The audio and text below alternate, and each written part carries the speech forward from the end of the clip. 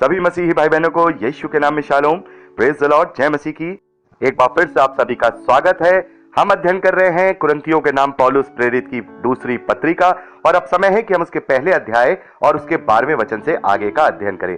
मेरे प्यारे भाई बहनों, यहाँ 12वें वचन से लेकर 24वें वचन तक हम देखते हैं कि जो पौलुस की जो यात्रा का कार्यक्रम था, पहले ये था कि मैं कुरिन्थ को पहले आऊंगा, फिर मकेदोनिया को जाऊंगा, लेकिन फिर उन्होंने ये ठाना, जिसे हमने प्रेरितों के कार्य उसके 19वें अध्याय 21वें वचन में पढ़ा था, कि आत्मा में होकर उसने ठाना कि पहले वो मकेदोनिया को जाए और आसिया में यानी एशिया में होते हुए फिर यरूशलेम जाए। तो यहां पर इस बात को लेकर कुछ लोग पौलुस के खिलाफ लोगों को भड़काने लगे थे कि पौलुस ने अपना मन बदल दिया, तो ये अपने मन को कभी भी बदल सकता है, इस प्रकार के कार्य करता है। तो पौलुस यहां 12वें वचन से लेकर 24वें वचन तक कुरिन्थ के कलीसिया को एक बात समझा रहे हैं कि हम अपने मन के अनुसार अपना कार्य नहीं करते, बल्कि आत्मा और विवेक के द्वारा कार्य करते हैं। यदि हमारी कोई ये योजना बनती है कि हम ये कार्य करें, तो वो हम उस कार्य को अपने मन से नहीं कर सकते। परमेश्वर की जहां योजना होती है, वो योजना हमारे ऊपर लागू होती है। और इस बात पे मेरे जीवन में भी बहुत सारी गवाहियां हैं। मैं कभी चाहता हूं कि मैं वहां जाकर के प्रचार करूं, इधर जाकर के प्रचार करूं, लेकिन मेरी चाहत पूरी नहीं होती, बल्कि पवित्र आत्मा जो हमारे लिए रास्ता तैयार करता है, वो ही हम करते हैं। हम चाहते हुए भी हम वहां नहीं जाते, और ना चाहते हुए भी हम ऐसी जगह जाकर के प्रचार करते हैं जहां पर परमेश्वर की योजना होती है।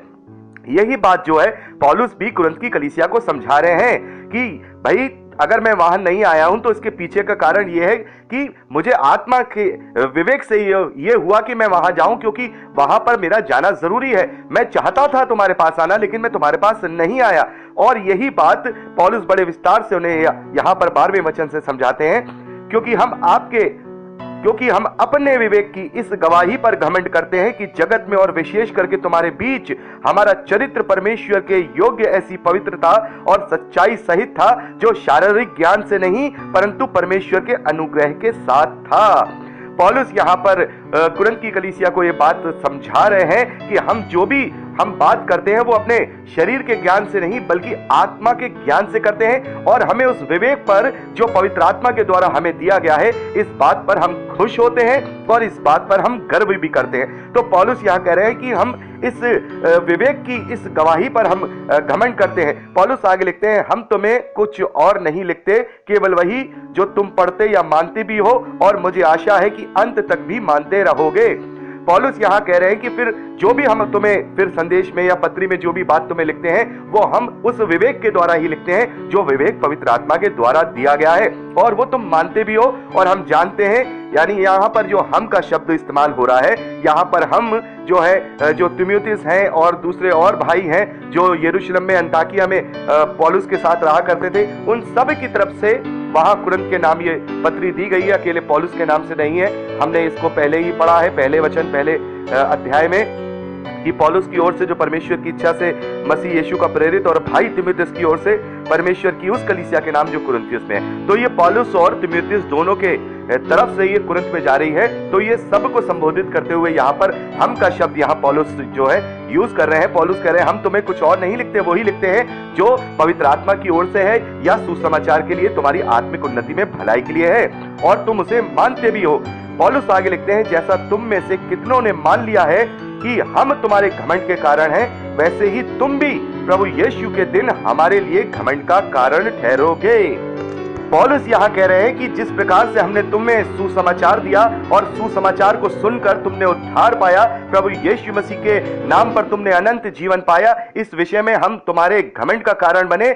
इसी प्रकार से तुम लोग भी, जिन्हें हम सुसमाचार सुनाते हैं, अपना मन फिराते हैं, वो परमेश्वर के न्याय के दिन, प्रभु यीशु मसीह के दिन का मतलब न्याय के दिन, वो हमारे लिए घमंड का कारण होंगे, वो हमारे लिए घमंड का कारण ठहराए जाएंगे, वो हमारे लिए घमंड का कारण होंगे, वो हमारे लिए प्रतिफल होगा। जैसा कि मैंने अभी यहां 11वें वचन में भी बताया कि जो लोग प्रभु में अंगीकार करते हैं, तो जिन तक वो सुसमाचार जो प्रभु का दास पहुंचाता है या प्रचारक पहुंचाता है, उसके लिए वो सही मायने में प्रतिफल इस धरती पर होता है कि परमेश्वर ने उसके लिए वो वरदान ठहराया है। और यही घमंड का कारण उस दिन भी होगा जिस दिन न्याय किया जाएगा। और जैसा कि दानियेल नबी की पुस्तक उसके 12वें अध्याय और उसके 13वें वचन को जब पढ़ते हैं तो वहां लिखा है, तब सिखाने वालों की चमक आकाश मंडल की सी होगी और जो बहुतों को धर्मी बनाते हैं वे सर्वदा तारों के समान प्रकाशमान रहेंगे। तो यहां पर पौलुस कहते हैं कि जब वो दिन आएगा, जब वो न्याय का दिन आएगा, तो तुम लोग हमारे घमंड का कारण ठहरोगे। और मेरे प्यारे भाई बहनों, में आपको यहां घमंड का जो शब्द है, बार बार आपको एक अजीब लग रहा होगा कि पौलुस ने हमेशा बहुत जगह घमंड का शब्द का इस्तेमाल किया है। तो ये वो वाला घमंड नहीं है जिसको हम इस धरती पर लेते हैं कि हम जैसे प्राउड वाला घमंड नहीं, ये गर्व वाला, गर्व जिसे कहते हैं ना, एक घमंड अलग चीज होती है। जैसे मान लीजिए कि घमंड तो इस बात का हो जाता है, किसी को अपने जो उसके लायक नहीं होता उस पर घमंड करने लगता है। मैं घमंड और गर्व के विषय में बता रहा हूं। गर्व क्या होता है, जैसे मान लीजिए हमें अब देश का कोई जवान है, वो अपने देश के लिए कुर्बान हो जाता है, तो उस पर गर्व होता है ना उसके माँ बाप को कि भाई हमें इस बात पे गर्व है, हमें इस बात पे हमें जो है गर्व आ गया। लेकिन वो घमंड नहीं करते हैं। घमंड करना अलग चीज हो गई, गर्व करना अलग चीज हो गई।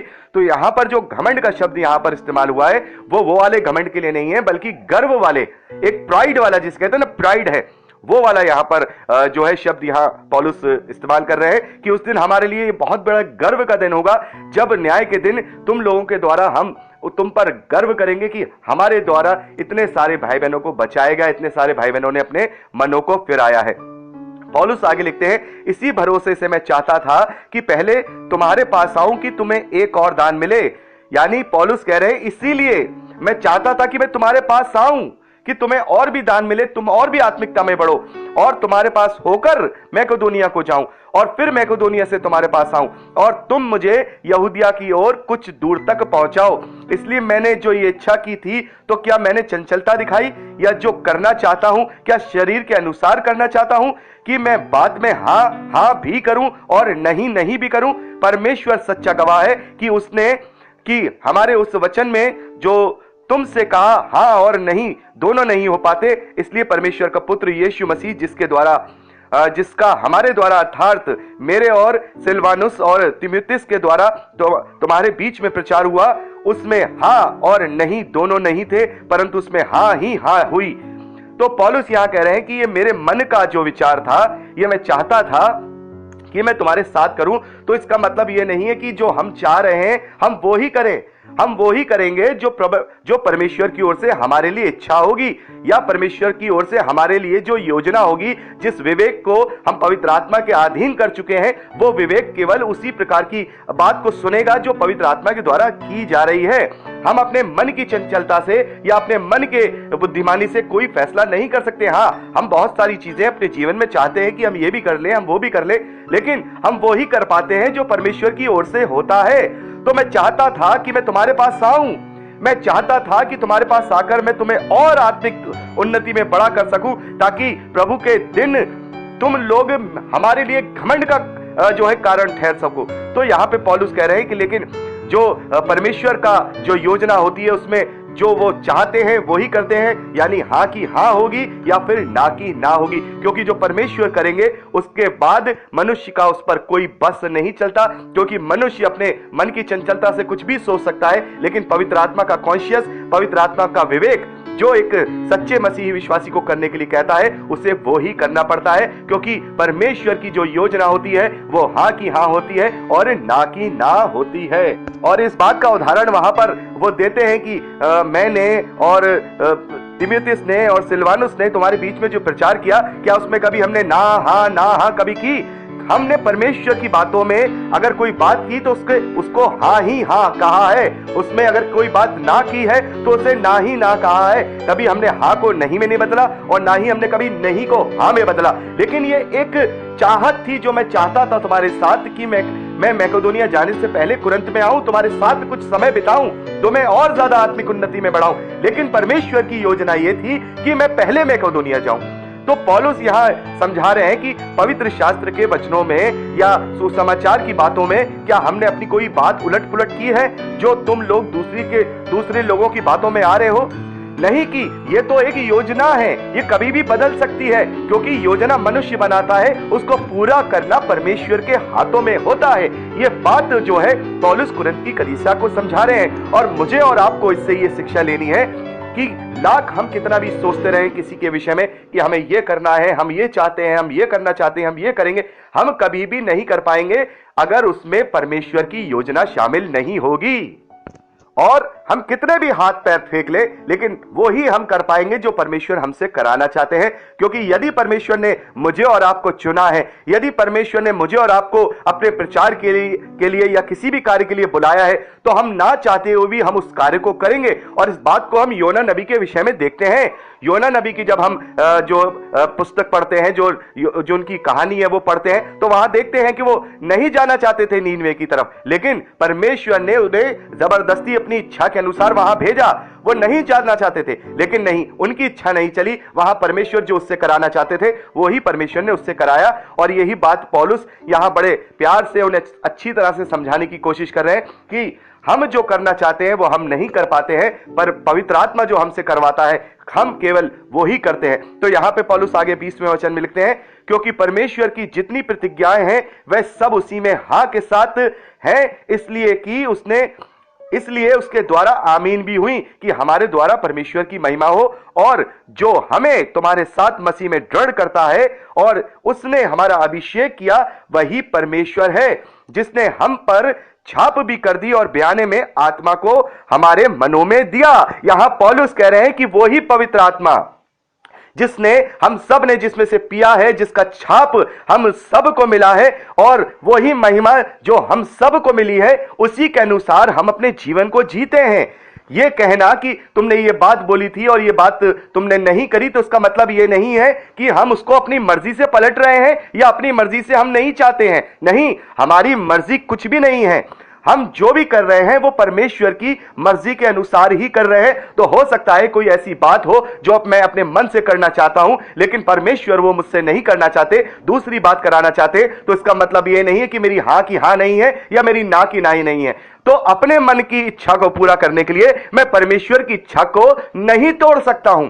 पौलुस यहां पर इस बात को वो समझा रहे हैं क्योंकि हम सब ने एक ही आत्मा से पिया है, हम सब पर एक ही आत्मा का छाप दिया गया है। और देखिए सबसे बड़ी बात यहां पर पौलुस क्या कह रहे हैं, हम सब जितने भी मसीही विश्वासी हैं सब के लिए। पौलुस ये नहीं कह रहे हैं कि केवल जो प्रचारक हैं उनके लिए हैं, या जो अगुए हैं उनके लिए हैं, या जो प्रेरित हैं उन पर आत्मा की छाप नहीं, परमेश्वर की महिमा यहां पर लिखा है, और जो हमें तुम्हारे साथ मसीह में दृढ़ करता है और जिसने हमारा अभिषेक किया है। हमारा अभिषेक, हमारा का मतलब यहां पर सभी जितने भी मसीही विश्वासी हैं उसने हर एक का पवित्र आत्मा ने अभिषेक किया है, हमारा अभिषेक किया है। तो पौलुस यहां पर कहते हैं कि हमारे जीवन में कोई भी इच्छा हमारी खुद की नहीं चलती, बल्कि हम आत्मा के अधीन जब अपने आप को कर चुके हैं तो हम केवल आत्मा के द्वारा ही चलाए जाएंगे।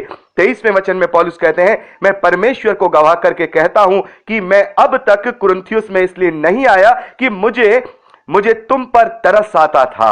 यह नहीं कि हम विश्वास के विषय में तुम पर प्रभुता जताना चाहते हैं, परंतु तुम्हारे आनंद में सहायक हैं, क्योंकि तुम विश्वास से ही स्थिर रहते हो।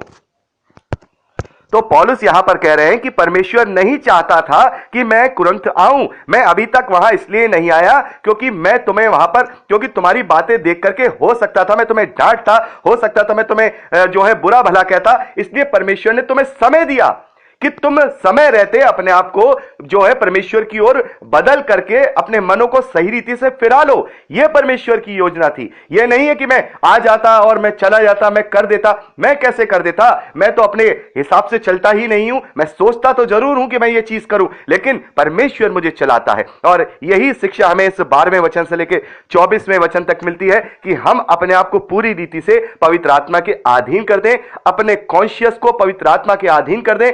और जैसा मैं आपको बहुत पहले भी एक बात बता चुका हूं, जब हमने प्रेरितों के कार्य का अध्ययन किया था पहले अध्याय में, हमने देखा कि 12वें चेले के लिए चेलों ने पत्रियां, जो चिट्ठियां हैं, वो डाली थी और उसके द्वारा 12वें चेले को नियुक्त किया था। क्यों? क्योंकि वो अभी तक पवित्र आत्मा से अभिषिक्त नहीं हुए थे। लेकिन उसके बाद फिर किसी चेले ने चिट्ठियां डालकर कोई फैसला नहीं किया, क्योंकि अब उनके विवेक में पवित्र आत्मा का कॉन्शियस था, उनके विवेक में पवित्र आत्मा की अधीनता थी, उनके विवेक में पवित्र आत्मा की सहभागिता थी। तो यदि हमारे विवेक में सच्ची अधीनता है, पवित्र आत्मा की सच्ची अधीनता है, तो हम फिर परमेश्वर की योजनाओं को भी पहचान लेंगे। परमेश्वर की योजनाएं हमारे जीवन में लागू होंगी और हम उसी बात पर धन्यवाद करें, जो भी योजना परमेश्वर ने मेरे और आपके जीवन के लिए रखी है वो हमारे लाभ की है, कलीसिया के लाभ की है और हर एक मनुष्य की आत्मिक उन्नति के लिए वो लाभ की ही होगी। चाहे वो कुछ भी हो, चाहे हो सकता है कि सांसारिक रूप से अभी हमें ये लगता हो कि भाई परमेश्वर ऐसा करा रहे हैं, इसमें क्या लाभ है। हम उस दृष्टि से नहीं देख सकते जिस दृष्टि से परमेश्वर देखते हैं। हमें नहीं समझ में आता कि हम यहां पर इतने दिनों तक क्यों रह रहे हैं, इतने सालों से हम चाह रहे हैं कि हम यहां से चले जाएं, लेकिन परमेश्वर बेहतर जानता है कि उसने कौन सी दृष्टि से उस समय को देखा है जिस समय में हमारा यहां रहना जरूरी है। तो मैं अपने विषय गवाही दे रहा हूं कि मैं चाहता हूं कि बहुत सालों से चाहता हूं कि मैं जहां रहता हूं वहां से मैं निकल जाऊं, वहां से चला जाऊं, चला जाऊं, लेकिन इतना चाहने के बावजूद भी, इतनी प्रार्थनाओं के बावजूद भी वहां से मैं निकल नहीं पाता हूं। कभी ना कभी कोई ना कोई ऐसी प्रॉब्लम हो जाती है कि मैं निकल नहीं पाता हूं। तो मेरा पवित्र आत्मा से जो कॉन्शियस है मुझे हमेशा यही कहता है कि मैं जिस दृष्टि से देख रहा हूं उस दृष्टि से परमेश्वर नहीं देख रहा है। परमेश्वर वो दृष्टि जानता है कि मेरे लिए कौन सा वो सही समय होगा कि मैं यहां से निकलूं।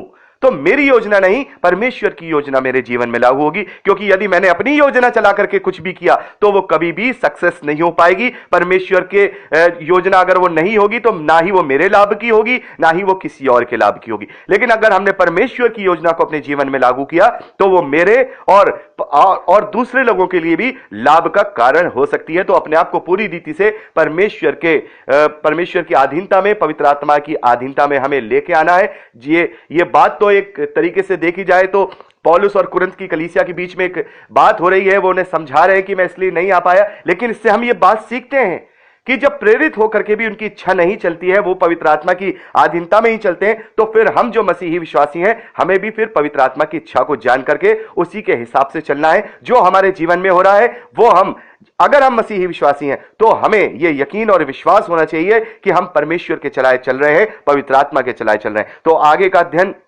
जो कि दूसरे अध्याय से शुरू होता है वो हम अगली रिकॉर्डिंग से करेंगे। प्रभु आपको आशीष दे। Praise the Lord.